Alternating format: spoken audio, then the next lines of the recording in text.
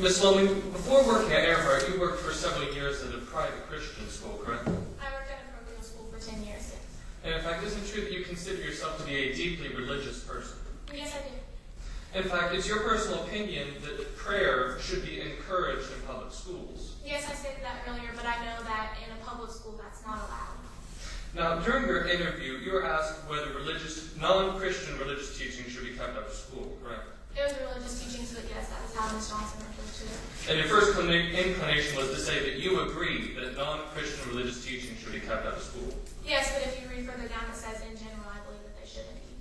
Now, when you were reading Ms. Gordon's file, you determined that she was probably one of the best teachers at Earhart, correct? Yes, on paper. And so, at the beginning of the year, you invited her to a luncheon you had with several other teachers, isn't that true? Yes, and then Ms. Gordon decided to bring Jainism or religion in general into the school. Now, at that luncheon specifically, she discussed her conversion to Jainism, correct? Exactly. And isn't it true that your first thought when she said that was a bizarre choice of religion? Well, my first thought was I could not believe she was bringing religion into those school plays. My second thought was that this was a new religion to me and I'd never heard of it. And isn't it true you thought it was a bizarre choice of religion? Yes, because it was very new to me. It's not a known religion. Now, one of the first reasons you give for dismissal was not seeking permission to create or continue the club, right? Yes, all the other teachers did.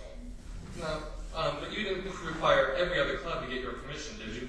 Clubs like the student council, which go with the leadership class, and the Spanish club that go with Spanish teachings that are co-curricular with the classes taught, no. So you said no, you did not require every other club to get your consent to continue operating. Teacher-led clubs I did. Student-led, no. Now, I want to turn your attention to discussing this Gordon's Club itself. Now, you claimed you expressed your initial concerns in August of 2009, right? That's correct. I told Ms. Gordon that I didn't feel comfortable with the club. And then the next time you discussed these concerns was November 2nd, 2010, correct?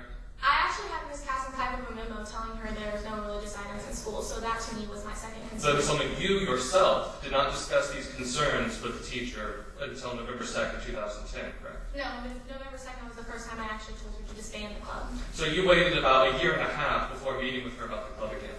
Yes, Ms. Gordon could have done it herself. I didn't want it to be a big deal at first since I was new to the school. And in that year and a half, you never sat in on a meeting of the Free Spirit Club, did you?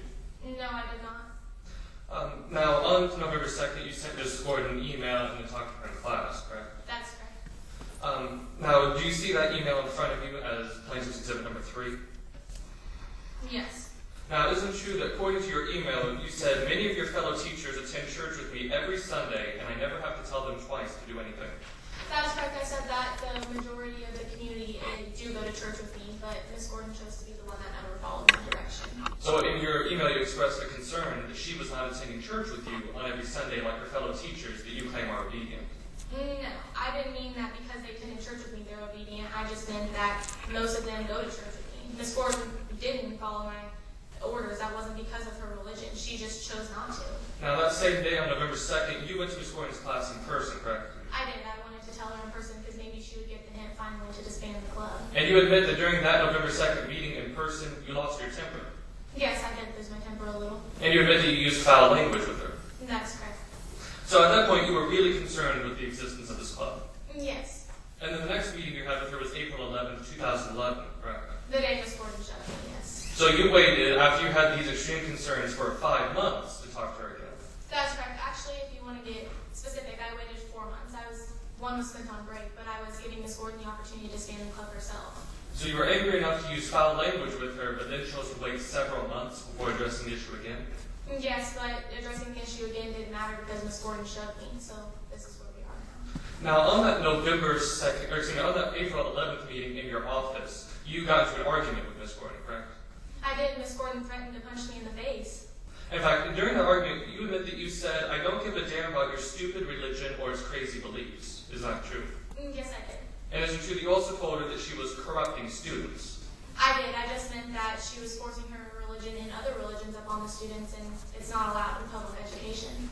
Now, you ultimately claimed before in questioning that you fired her for 3 reasons, correct? Yes, I did fire her for 3 reasons. But in the termination letter you sent to her initially, you only mentioned 1. Isn't that true?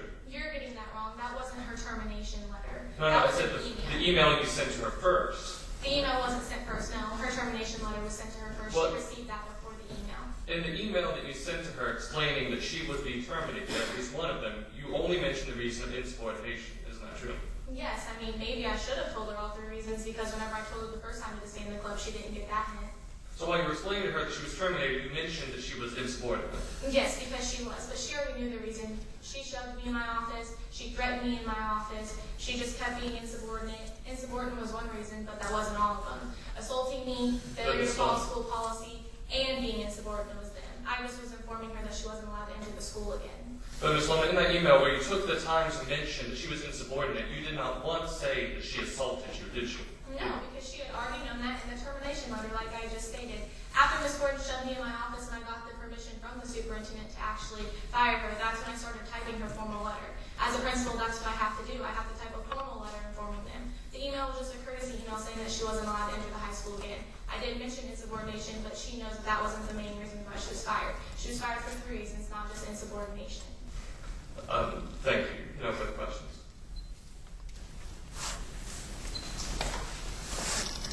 All right, anything further from this witness? Yes, Your Honor. May I redirect? Yes.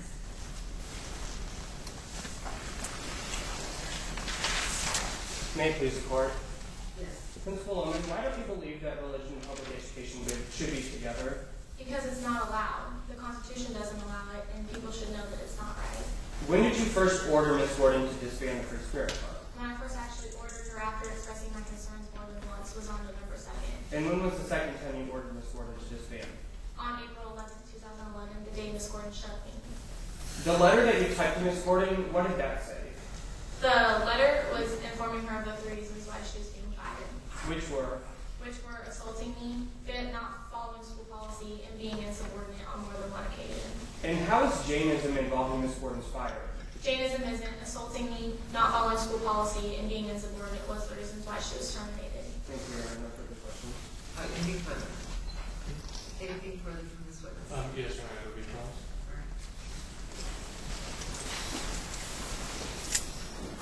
All right. Ms. Lohman, you just testified that you believe firmly that religion should be kept out of public schools, correct? Yes, religion in public schools are actually not allowed. But you helped the teacher sponsor the Christian Peace Society, didn't you? Your Honor, outside the scope of redirect, I never once mentioned the Christian Peace Society, and neither did Principal Lohman. Your Honor, if I may respond? Yes. I believe it goes to the issue that was brought up, which is religion in public schools and how she determined what needs to be kept separated. Overruled. So you allowed a teacher to sponsor the Christian Peace Society, correct? I did, but the Christian Peace Society did not teach religion council. The Christian Peace Society did food drives and gave back to the community of Earhart. There was no religious teachings going on. Do you have a deep concern about religion having any influence in the public schools, correct? Yes, having any influence on a public school is not allowed. But you never told that teacher to change the name, did you? No, I did not. The name has nothing to do with what the club does. The Free Spirit Club, I didn't tell Ms. Gordon to change the name. I told her to disband it because it was teaching religion. So you felt that even though it had nothing to do with the club, you allowed a teacher to create a group that by its name is a Christian Peace Society, correct? Yes, but what does the name have to do with the group? The group gave back to the community. I saw no need in disbanding a group that gave back to the community and helped us. That's something good that students need to learn when they're in high school. Thank you. No further questions. All right, thank you very much. Does that complete the evidence? Yes, Your Honor. The defense rests at this point, and we also ask for a 5-minute recess before closing arguments. If that's okay.